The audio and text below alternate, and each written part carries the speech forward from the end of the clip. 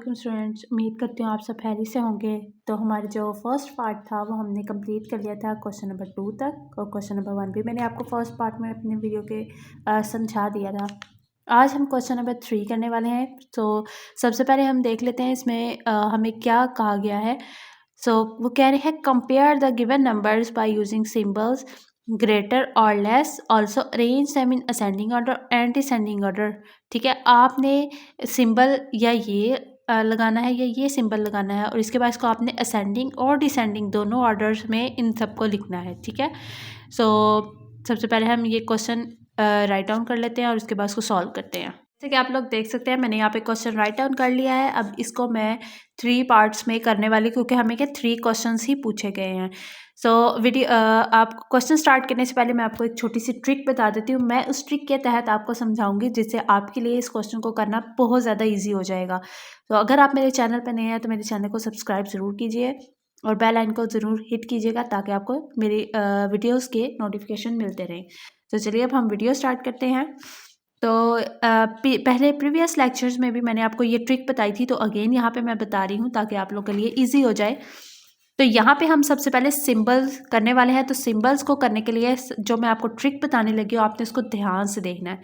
यहाँ पे मैं सबसे पहले इनको असेंडिंग ऑर्डर में यहाँ पे लिखूंगी। ठीक है, असेंडिंग ऑर्डर में क्यों लिख रही हूँ, उसकी एक रीज़न है, क्योंकि अगर मैं सब क्वेश्चन को उसी तरीके से करूँगी तो कोई भी आपका वो क्वेश्चन रॉन्ग नहीं करेगा, क्योंकि हम उसमें एक ऐसा सिंबल लगाएंगे जो आपके लिए कोई मुश्किल नहीं होगा। आप हर क्वेश्चन में वही तरीका करेंगे तो आपका क्वेश्चन होगा, वो कोई भी आपका वो रॉन्ग नहीं कर सकता। तो यहाँ पे हम सबसे पहले असेंडिंग ऑर्डर लिख लेते हैं। तो यहाँ पे हम पहले चेक करते हैं, ये 32 है, ये भी 32 है, ये दोनों 33 है। तो इट्स मीन 32 वाले पहले लिखेंगे, लेकिन इन दोनों में से भी हमें पहले चेक करना है कि कौन सी छोटी वैल्यू है।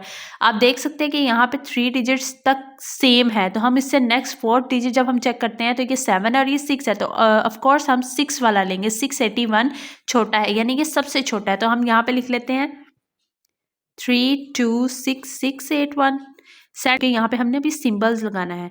ठीक है, तो यहाँ पे मैं इसकी जगह छोड़ूंगी क्योंकि मैंने यहाँ पे सिंबल लगाना है बाद में। तो यहाँ पे हम अब नेक्स्ट वैल्यू लिखते हैं जो कि हमारे पास है ये। तो लिख लेते हैं 326781। अब इन दोनों में आप देख सकते हैं ये 281 है और ये 291 है, तो ऑफकोर्स हम 281 पहले लिखेंगे। 336281 and last one is this. यहाँ पे हम लिख लेते हैं क्योंकि मेरे पास स्पेस थोड़ी कम थी। तो अब ये मैंने लिख लिया है। तो अगेन क्योंकि मैंने इसको असेंडिंग ऑर्डर में पहले ही लिख लिया है, अब मैं इसको यहाँ पे नीचे असेंडिंग ऑर्डर में अगेन लिखने लगी हूँ इसी तरीके से विद कॉमर्स, क्योंकि यहाँ पे हमने कोई सिंबल्स नहीं लगाने, तो हम इसको एज इट इज़ यहाँ पे लिख लेते हैं। अगेन वही process with comma 781 336281 and the last one is 336291। ये पार्ट मैं अभी लास्ट में करने वाली हूँ। अब इसको मैं डिसेंडिंग ऑर्डर में यहाँ पे करने वाली हूँ।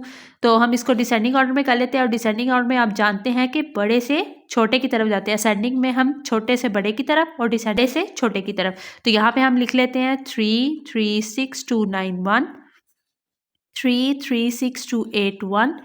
जब आप इसको असेंडिंग ऑर्डर में लिख लेंगे तो आपके लिए जो है इसको डिसेंडिंग ऑर्डर में लिखना बहुत ज़्यादा इजी हो जाता है। 326681। अब यहाँ पे मैं सिंबल्स लगाने लगी हूँ। तो सिंबल्स लगाने का ये तरीका, क्योंकि ये वैल्यू इससे छोटी है तो हम इधर लेस देन का साइन लगाएंगे। चलिए यहाँ पे अब हम साइन लगाते हैं। This value is less than of this value is less than to this value and this value is less than to this value.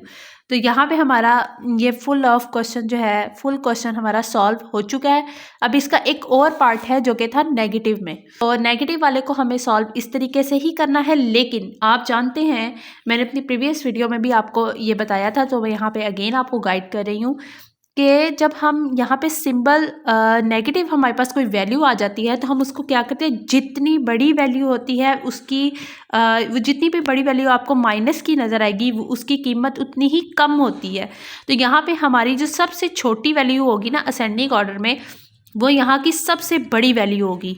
Understood? सबसे बड़ी वैल्यू जो होगी वो हमारी सबसे छोटी वैल्यू होगी।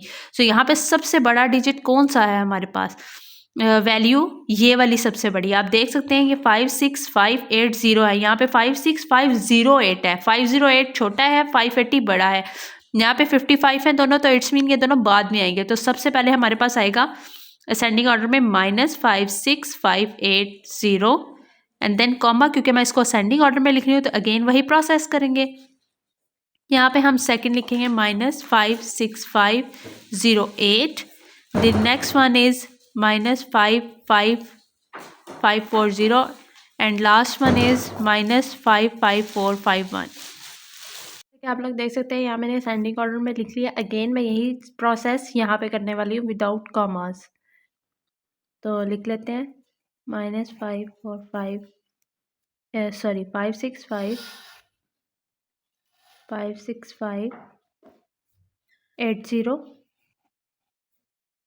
अगेन यही -56508, कॉमा नहीं लगाना, and then again -55540 and last one is -55451। So यहाँ पे हम सिंबल्स अगेन वही लगाएंगे, लेस देन वाले, less than again less than, और हम इसको अब डिसेंडिंग ऑर्डर में लिखने वाले हैं। तो जिसका मतलब है कि हमने बड़े से छोटे की तरफ लिखना है। अब ये हमारे पास बड़ी वैल्यू है तो हम इसको पहले लिखेंगे, यानी हमने असेंडिंग ऑर्डर को उल्टा के लिख देना है, यानी उसका उलट या ऑपोजिट हमने उसका यहाँ पे लिख देना है। तो लिखते हैं -55451 comma -55540 and then -56508 and last one is -56580। तो यहाँ पे हमारा ये क्वेश्चन दोनों कंप्लीट हो चुके हैं। आप चाहें तो इसकी एक पिक्चर ले सकते हैं।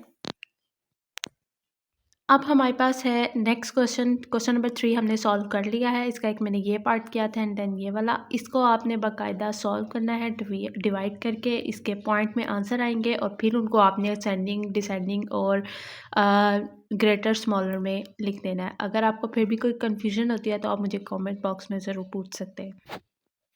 क्वेश्चन नंबर 4 में इसको इस फॉर्म में लिखना है और इसको इस फॉर्म में। इम्प्रॉपर फ्रैक्शन ये होती है और ये मिक्स्ड फ्रैक्शन है।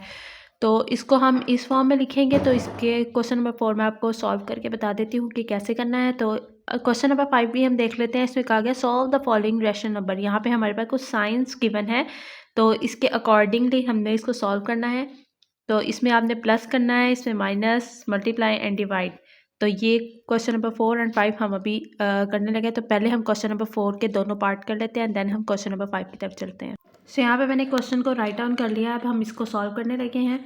तो इसको इम्प्रॉपर फ्रैक्शन में हम देखना है। तो आप जानते हैं कि हम इन दोनों को आपस में मल्टीप्लाई करते हैं। जो आंसर आता है मल्टीप्लाई करने के बाद उसमें हम ऊपर वाला जो डिजिट होता है उसको ऐड कर देते हैं। तो सॉल्व करते हैं। 9 1 9 एंड 7 16 ओवर जो हमारे पास डिनोमिनेटर में है वो हम एज इट इज़ ही लिखते हैं। And then again comma 5 3 15 and 1 16 over 5 and then 12 2 24 में 5 ऐड करें तो 27 over 12 and the last one 8 7 56 56 में 5 ऐड करेंगे तो 61 ओवर 7। सो ये हमारे पास इम्प्रॉपर फ्रैक्शन बन चुके हैं। अब हम नेक्स्ट क्वेश्चन करते हैं जिसमें हमें उसको प्रॉपर फ्रैक्शन में लिखना था। इसको बाकायदा हमें सॉल्व करना पड़ेगा। तो कैसे करना है वो मैं आपको बताती हूँ। जैसे इसका फर्स्ट पार्ट है 27 ओवर 7, हमें इसको प्रॉपर डिवाइड करना पड़ेगा और फिर हमारे पास वो मिक्स्ड फ्रैक्शन आएगी, क्योंकि हमें इसको मिक्स्ड फ्रैक्शन में चेंज करना है। आप लोग देख सकते हैं कि यहाँ पे मैंने सिंपली डिवाइड किया है। यहाँ पे 27 था, उसको 7 पे हमने डिवाइड करना था, क्योंकि हम इसको मिक्स्ड फ्रैक्शन बना रहे हैं। तो मिक्स्ड फ्रैक्शन ऐसे ही बनती है जब आप इसको डिवाइड करते हैं।